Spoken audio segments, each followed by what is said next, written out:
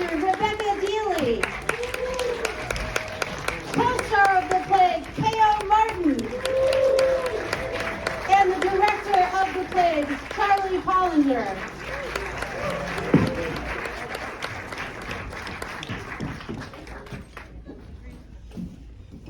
Thank you very much.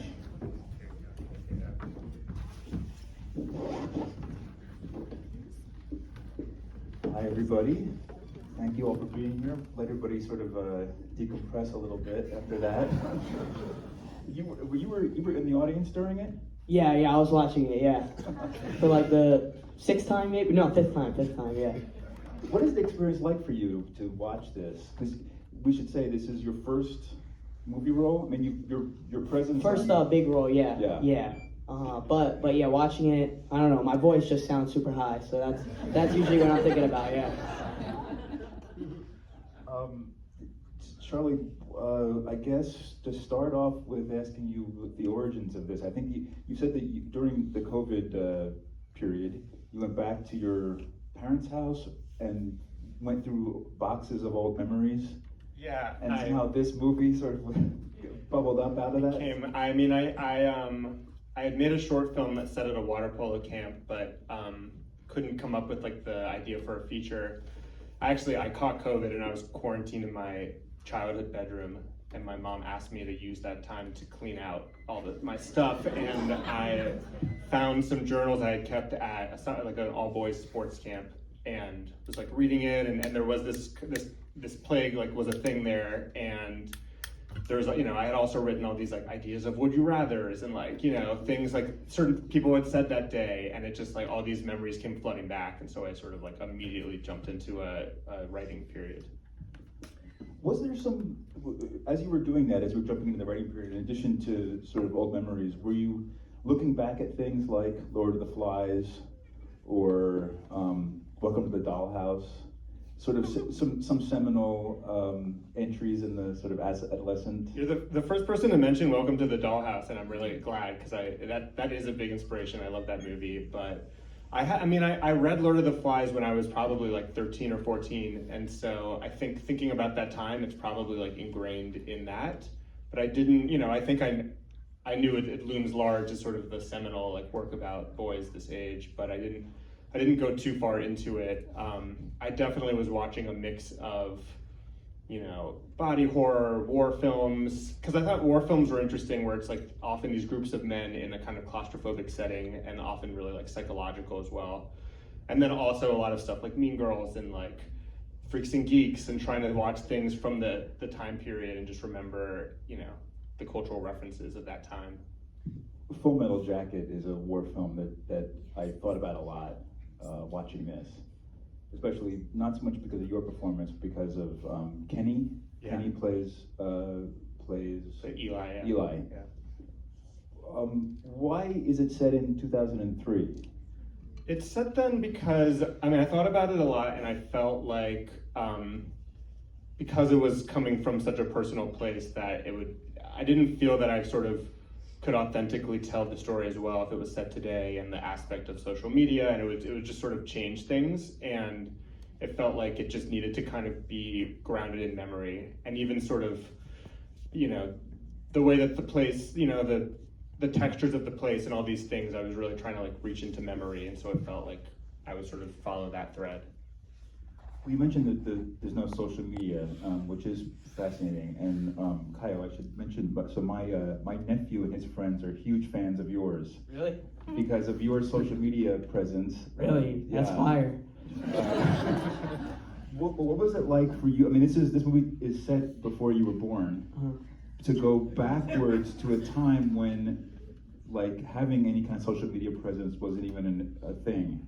Yeah, it was crazy because I was making, lots of suggestions to Charlie of different stuff I could say, but a lot of those words and stuff were like 2025 words, and it was filmed in 2024, so yeah, 2024 words and stuff, so I could have used that, and the music's a lot different, and yeah, I don't know, like the boombox, a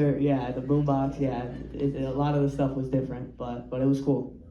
Well, I guess there still are like arcades and stuff, but there's a pinball machine in one scene that I'm going to ask you about in a little bit. But it feels like not as it feels too non-electronic.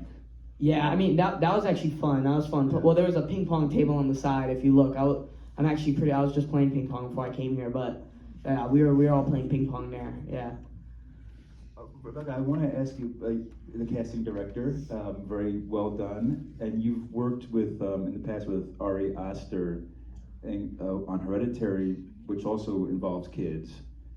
What is it like? Before I ask you about casting some of these guys, what is it like casting children, and how different is it, especially when the subject matter is, as this movie is, a bit more mature? Kid casting in general, I think, is one of the hardest things to do. Often, and not in this case, but often the roles are also kind of over intellectualized because they're written by adults but written for young people, and so it's hard to find young actors that can handle that and make sense of it but still feel like a kid. So in the case of Hereditary, that was a really specific project, but we only needed one kid. That was enough. This having, I don't know, 17,000 of them. How many are there? Yeah. It becomes a really tall order because they all have to be technically, even if they're brand new, they have to be able to do all of these things technically, also swim and like figure out all of these like really intricate shots separate from acting. But they also have to be really individual to themselves, because that's what Charlie wrote, and I think that's what people respond to, is seeing these kids and like, oh, I had a kid like that, I knew a kid like that. So the process is a marriage of getting them to do what we need them to do, but also be who they are and bring themselves to it. So that takes a lot of time, and it takes, in this case, a lot of tapes and auditions and moving people around. Like some people read for other parts and then we'd be like, well, this makes more sense with here, and it becomes this puzzle that we figure out. But it's incredibly nerve-wracking as a casting director to be like, I have 8 kids that are all gonna have to be excellent and interesting and a little weird and also understand how to do it. Did you know, Charlie, after seeing like a tape, was there any cases where you knew right away that was the right kid for the role?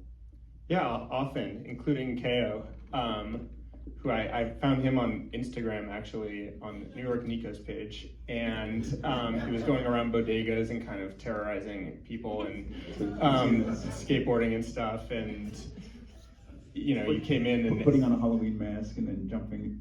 Jumping into piles of trash. Yeah, but no, I mean you came in or I think you sent that first tape where you were sitting on a couch, sort of like with the script in hand, kind of like going one line at a time and checking the script. But it was pretty clear that like you were the character to me.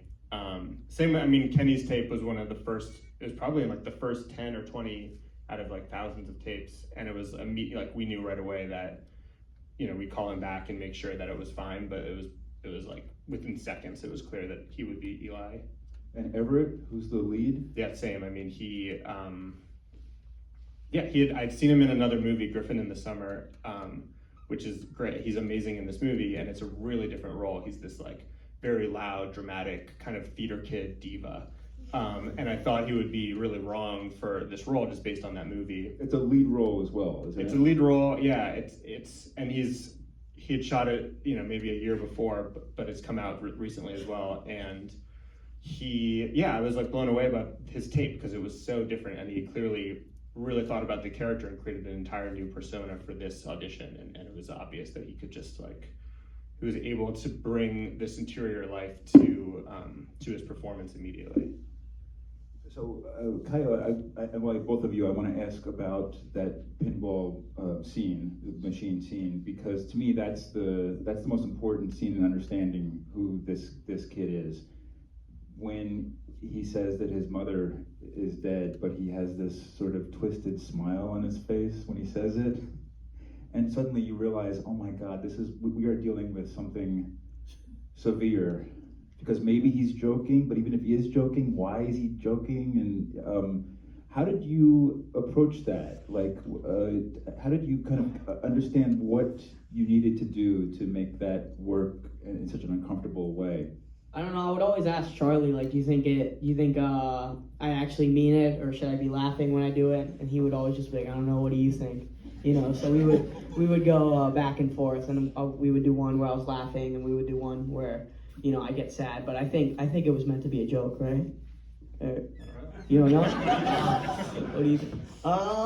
Yeah, I think by the way it was, I just like thought about it, and I was making it up. Yeah. I mean, it's meant to be a power play, right? Because he's, whether he's joking or not, he is being perverse. Tell us about like that in terms of the dynamic of this character.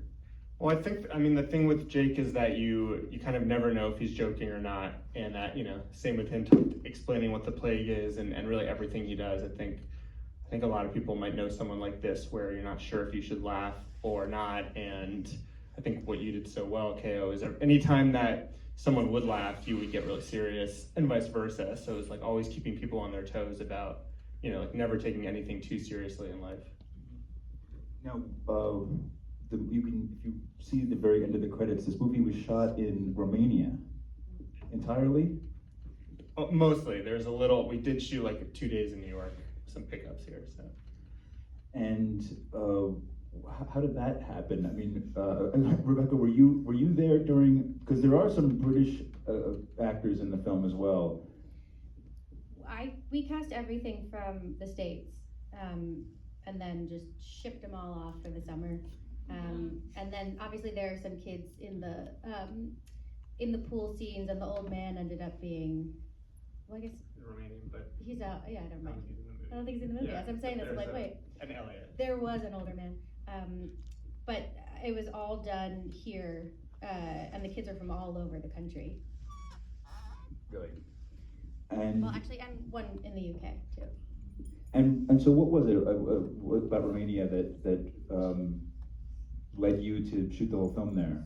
I mean, it's like a combination of making the budget work and honestly the pools. Like, it was really hard to find a pool in the US and in Canada. We were scouting all over the place, and there's really intense like summer programming, and there happened to be this pool in Romania where all the team that used it was going to the Olympics that summer, and so we had there was a week where it was available before they were gonna drain it and do construction. So, and it was just, I mean, seeing even the photos of it, it was so huge, and the sort of geometric patterns that we felt it was partially worth flying to Romania just to shoot in this pool for a week. I mean, that's also where I think the Stanley Kubrick illusions come up with the Shining, with that incredible hallway and that ceiling that looks like it's three-dimensional. Yeah. That was all there? It was. The locations were amazing, and yeah. I think there was something about them that was a little out of time and a little disconcerting that felt exciting. I want to ask both of you, both Kayo and Charlie, about Joel Edgerton, working with him. So he's a director as well, and actually did a movie called Boy Erased that has some of the similar themes to this one, bullying, for example. Now, I heard that he read the script and was possibly interested in directing it, but then realized that you were much better positioned with the material to direct it, and that he just wanted to star and produce. Yeah, he had done The Gift too, which is sort of about bullying in a different way. And yeah, I mean, he did it first, and he was sort of generous enough that he said he just wanted to help get this made, and knew that it was hard to get a movie like this made right now, and offered to play this smaller role and be a producer. And I mean, that was the turning point of us being able to find the financing. What's it like working? Because you have at least one really good scene with him. Yeah, I mean, he's a good actor, so he's really easy to bounce off of, and good actors make the other actors better. But yeah, I was saying this a few days ago, when we were in the room, when I was crying, he was really shouting at me about crazy stuff. I probably shouldn't say it, but he was really making me look down, trying to really intimidate me. Yeah. And he's doing an American accent the whole time too. Yeah, it's in real life it sounds like half, but does. yeah. The Australian. Yeah, it's Australian a little bit, but you can definitely hear the American. Yeah, I mean I'm half British. Yeah, I'm fully American. You know. Oh, really? Yeah. I want to also ask about the score, the music. Tell us who composed it and what your wishes were, what your goals were to create more attention through that soundtrack. Yeah, I mean, it was a friend of mine from college whose sort of artist name is Johan Lennox, and he works in like pop and hip hop, but also has a classical music background, but he'd never done a film score before. And I guess like a little bit before prep, he asked to read the script, and then I started getting these sort of like texts in the middle of the night that were just like voice memos of him like chanting and making weird pitching his voice up and down and stuff. And he said basically like he felt like he was trying to capture the anxiety and the voices in his head and his experience of being in middle school and the things that the script brought back for him. And so it just felt right. I mean, I had known him since I was 18, and that we would sort of both of us embark on like our first, feature together. And he made this huge Dropbox with like hundreds of cues, and we would play them on set, and in the edit we would sort of try them in different places and build it out. And I mean, it definitely, like it was really important to our editor Simon to watch it with no music and do like dry watches, and it played in a really interesting way that way too. But I think ultimately we just felt like having this really big swing of a score and this really thing you can't escape, and it felt like Ben's psychological experience, like you just can't get out of your own head. Yeah. Do we want to take 2 questions from the audience? Is that all right? Before we do though, I just, because you would not have heard any of the music when you were filming it, so it must be a more intense experience to watch this with that soundtrack. But also I just want to ask you about going to the Cannes Film Festival, where this movie premiered back in May, and what that experience was like. Yeah, that was insane. Being the first time watching it in Cannes, what was it, like 3,000 people or something crazy? It was something crazy like that. More? No, but Oh yeah. But yeah, watching it in there and hearing the music. The first time the music was like funny to me, but then now it's like my favorite part of it. Yeah, the soundtracks are the best. What was it like meeting people afterwards I mean, you're obviously not, you were not the character that you're playing, but did you notice people being sort of uncomfortable around you because of your character? No, everybody was cool afterwards. Some people were like, everyone's like, oh, I wanted to punch you so bad, but that's good though, right? I mean, but yeah, it was good. Okay, we'll do 2-1. Go ahead, sir. You did such a good job. I actually got mad at you. Thank you, man. I hope to see you in more movies. Thank you, man. Thank you so much. For you, the soundtrack, it really enhanced the movie. That was a great job. thank you. Very nice. Just complimenting the soundtrack and Kayo. Yeah. Also, great job, both of you, and you 2 casting. Was there any improv, and how long did it take to film the movie? The question is, was there any improvisation, and how long did it take to shoot the whole thing?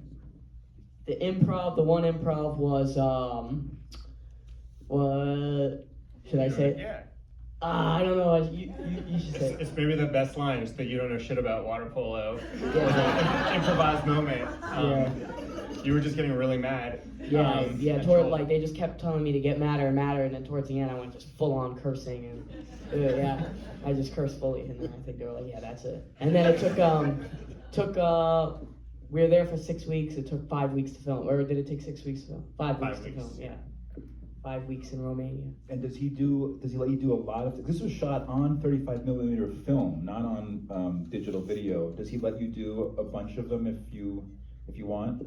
I mean, when the film starts, it's like beep, and then it's like zzz, and you hear the zzz, keep going, and then sometimes in the middle of the tape you just hear it go beep, and then it's like you could tell all the Romanians were mad when we ran out of film. They had to replace it. we would take like 30 minutes, but yeah, that's, you said that's what made it good, right? Like, I think so, yeah. being No, able to it not would, watch the clip we back. probably lost some great moments to that, but I think it was worth it. And we would improvise a lot and do rolling takes and all the things that are probably like ill-advised on film, but I think it helped create an environment. Okay, one other from the back somewhere. Yes, you. Mm-hmm. Congratulations on such an amazing film. It's so confusing sometimes to avoid. I had a question specifically to the writer director. I know you said that you had a short film that was also about water polo and maybe your experience growing up with water polo, but while writing it and directing it, did you find a correlation between the sport of water polo and also the mental of these boys sort of being doing something very physical and sort of coordinative, but also they as a group are not so great to each other. I don't know if I'm making sense. Did everybody hear the question? It has to do with water polo as a metaphor. Yeah, so I mean, I didn't play water polo. I sort of went to like soccer camp, but I felt like that was a little less cinematic. And so the short I had done, I wrote with a friend who played water polo, so I learned about it from him, and I became really like fascinated with this sport because it's so vulnerable. You're walking around in your Speedo, you're in the pool, you're exposed, and also this concept that anything you do under the water that the refs can't see is acceptable essentially because there's nothing you can do about it. And so it's like built into the strategy of the sport, and that felt like a cool allegory, and just the chance to be able to shoot a sport that I haven't seen done as often in film felt like a really exciting opportunity. And because of that, I started watching a lot of water polo games and going to water polo practices, but it's really hard to sort of like decipher it when you're actually there. It's just like chaotic. And so I had to really start, put the iPhone to use with the waterproof thing and went underwater and started filming water polo matches. And that's where I started to really understand like how it looks underwater. And that really like blew my mind. A good question, thank you. And I have two last quick ones. One, I think that the two of you are both working on something, an Edgar Allan Poe adaptation, The Mask of the Red Death, that you're writing, or rather adapting and are going to direct next year. Yes, we're shooting it in February. Did I see that there's a lead actress already confirmed, or is that? Yes, yeah, Mikey Madison is. Mikey Madison is. Yeah. It's not what you expect. There is a plague in it, but it's pretty different from this. I won't say too much. Yeah. There's some similarities, but it's more, it's sort of like a very dark comedic approach on the material. Rebecca, what's that been like, that experience? I guess, are you pretty much done with casting now? Oh no, we're just starting. Oh. Really. I go to London on Wednesday to cast, and you go to Hungary. I go to Hungary Wednesday. Yeah, Hungary on Wednesday.